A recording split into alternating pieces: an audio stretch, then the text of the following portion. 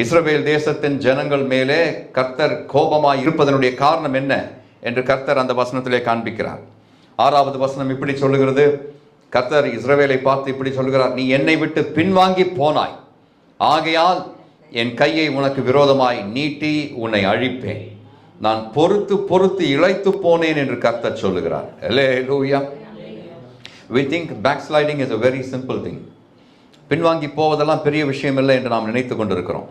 ரட்சிக்கப்பட்டவர்கள், சபைக்கு வந்து கொண்டிருந்தவர்கள், இப்பொழுது வீட்டில் முடங்கி கொண்டிருக்கிறவர்கள் எல்லாம் ஒரு காரியத்தை நினைத்து கொள்ள வேண்டும். வீட்டில் போய் அவங்ககிட்ட சொல்லணும், நீ பின்வாங்கி போனதினாலே கர்த்தர் உனக்கு விரோதமாக இப்பொழுது நின்று கொண்டிருக்கிறார். Backsliding is not a silly thing. It's not a laughing matter. சிரித்து தள்ளக்கூடிய ஒரு காரியம் அல்ல பின்வாங்கி போகும் ஒரு காரியம். பின்வாங்கி போனதினாலே அநேகர் விசுவாசம் என்னும் கப்பலை சேதப்படுத்தி இருக்கிறார்கள் என்று வேத புஸ்தகத்திலே வாசிக்கிறோம்.